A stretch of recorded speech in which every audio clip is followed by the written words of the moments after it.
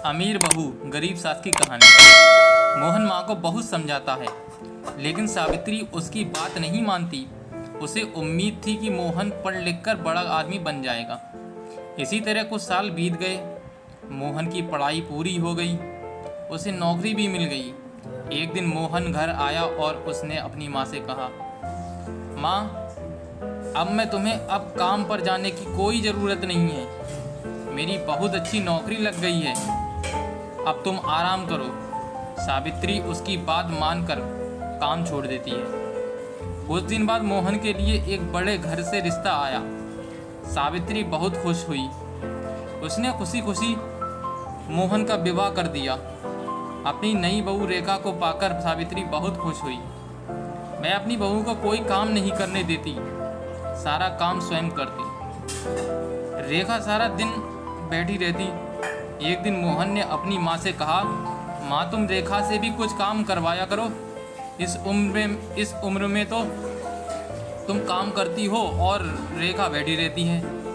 यह सुनकर रेखा ने कहा, मैंने तो माँ जी से कई बार कहा है काम करने के लिए, लेकिन ये सब अपने आप करना चाहती है।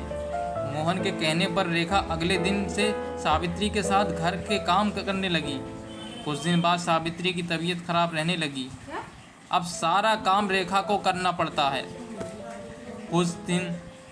कुछ दिन बाद रेखा का स्वभाव बदलने लगा। वह अब सावित्री से बात नहीं करती थी। एक दिन सावित्री ने पूछा, बहू, क्या बात है, तू मेरे से बात नहीं करती? तब रेखा ने कहा, आपको पता है मैं कितने बड़े घर से आई हूँ और कितनी पढ़ी लिखी हूँ। तुम लोगों ने मुझे नौकरानी बना दिया।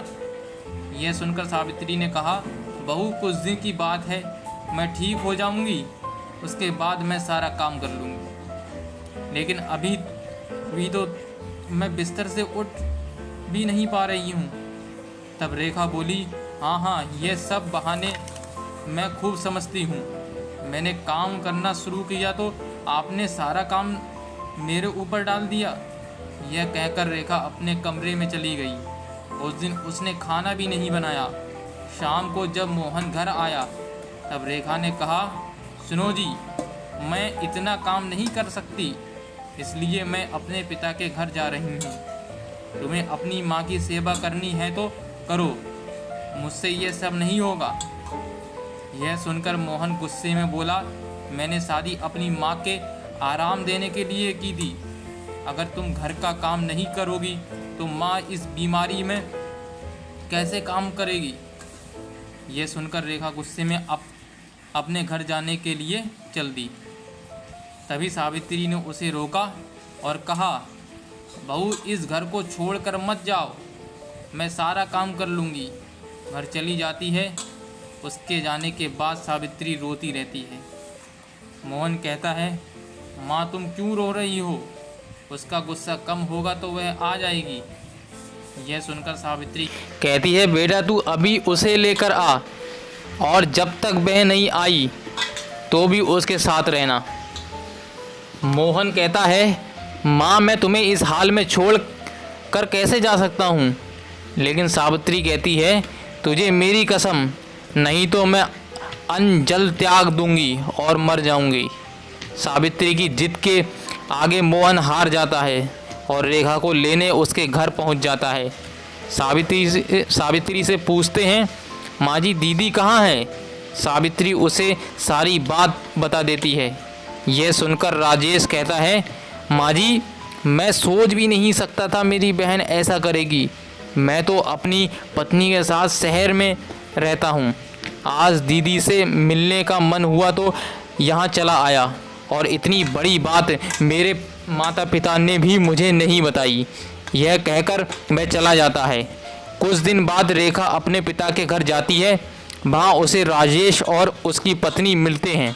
रेखा अपने भाई भाभी को देखकर बहुत खुश होती है और कहती है, भैया, आप कब आए और मुझसे मिलने क्यों नहीं आए? और माँ पिताजी कहाँ हैं?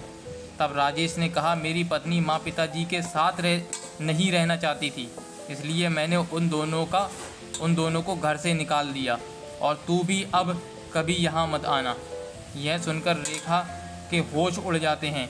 वह रोने लगती है और कहती है, भैया आप मुझे इतना प्यार करते थे, अब कैसी बातें कर रहे हो, और इस उम्र में माँ पिताजी कहाँ जाएंगे, आप उनके साथ ऐसा कैसे कर सकते हो। तब राजेश कहाँ है, जब तूने अपनी सास के साथ ऐसा कर सकती है तो मैं क्यों नहीं कर सकता, मैं भी तो तेरा भाई हूँ। यह सुनकर रेखा को अपने किए पर बहुत पछतावा होता है। वह भागकर अपने घर पहुँच जाती है और मोहन के पैरों में गिर जाती है। मोहन के पूछने पर वह सारी बात उसे बता देती है और कहती है, मुझे माफ़ कर दो और माँ जी के पास ले चलो, मैं उनसे माफ़ी मांग लूँगी।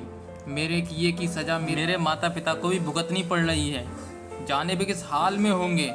मोहन रेखा को लेकर अपने घर पहुंच जाता है। घर में घुसते ही रेखा सावित्री के पैरों में गिर जाती है और अपने किए व्यवहार के लिए माफ़ी मांगती है। तभी दूसरे कमरे से राजेश अपनी पत्नी और माता पिता के साथ बाहर आता है। उन्हें देखकर रेखा रोने लगती है। तब राजेश उसे बताता है, उसने माता पिता को छुपा दिया था ताकि तुझे तेरी गलती का एहसास हो सके। राजेश के माता पिता भी सावित्री से माफ़ी मांगते हैं। इस तरह मोहन, रेखा और सावित्री तीनों खुशी खुशी रहने लगते हैं।